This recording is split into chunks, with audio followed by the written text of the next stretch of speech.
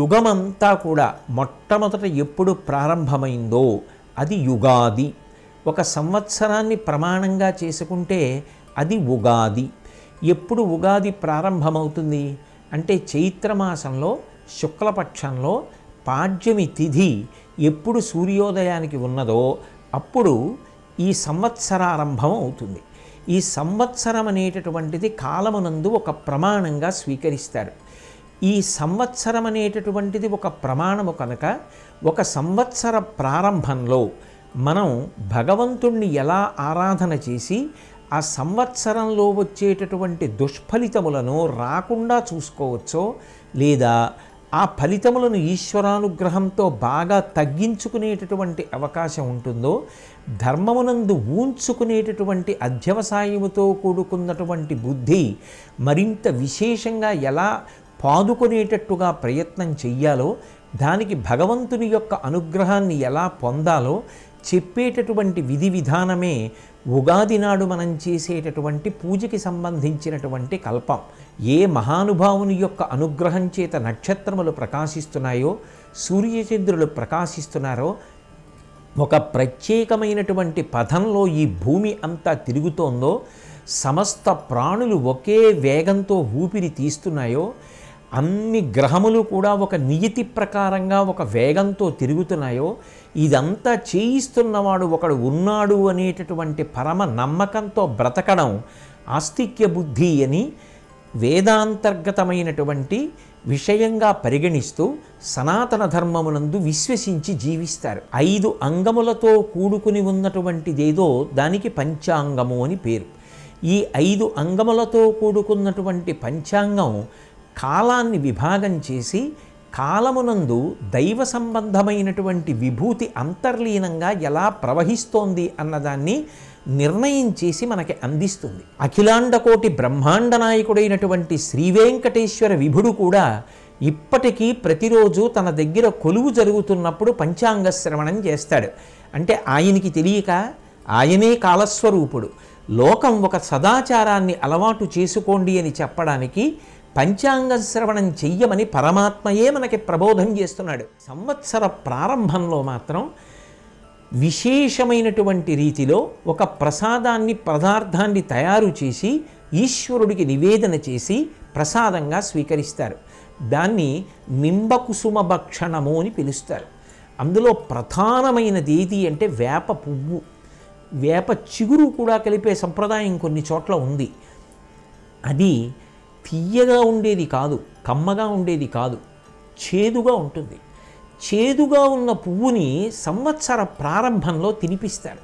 ఎందుకు తినిపిస్తారు అంటే భారతీయ తత్వశాస్త్రంలో, ఆర్షధర్మంలో, సనాతన ధర్మంలో ఋషుల ప్రజ్ఞకి 2 చేతులెత్తి నమస్కరించాలి. మొట్టమొదట చేదు తిండం నీకు అలవాటు కాకపోతే పొంగలి తినే అధికారం నీకు లేదు.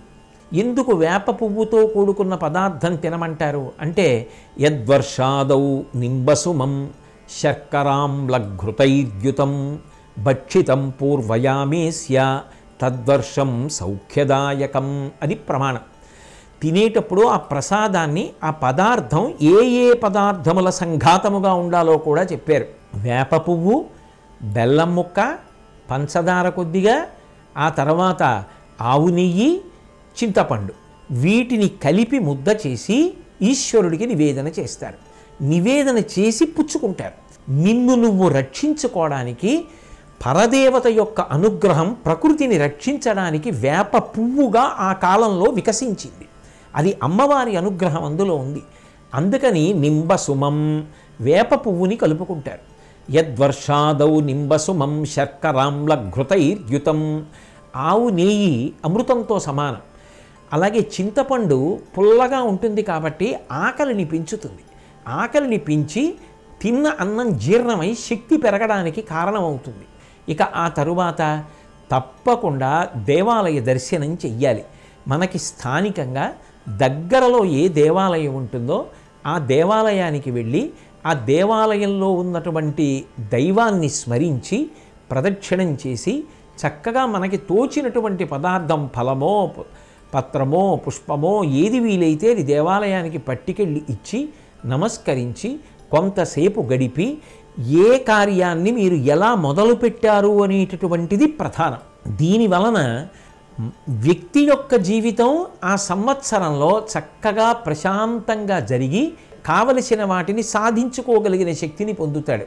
అలాగే దేశమంతా కూడా సుభిక్షంగా ఉండడానికి వీళ్ళందరి యొక్క భక్తి కారణమవుతుంది.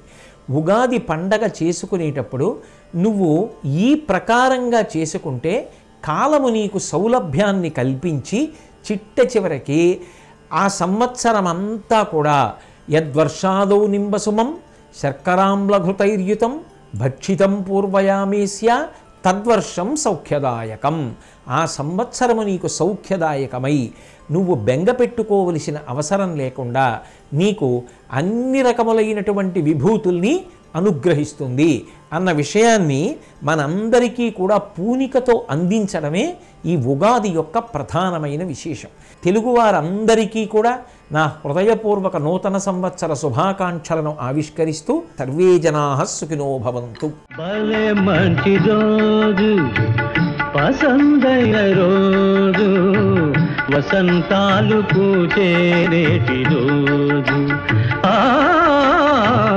వసంతాలు పూచేరేటి రోజు.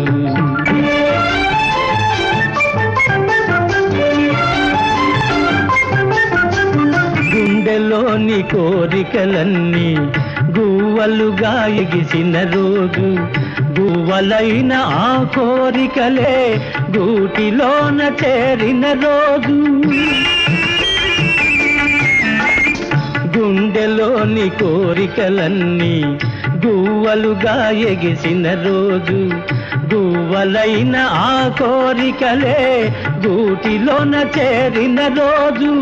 నింగిలోని అందాలన్నీ ముంగిటిలోని నిలిచిన రోజు, భలే మంచి రోజు, పసందైన రోజు, వసంతాలు పూచే నేటి రోజు.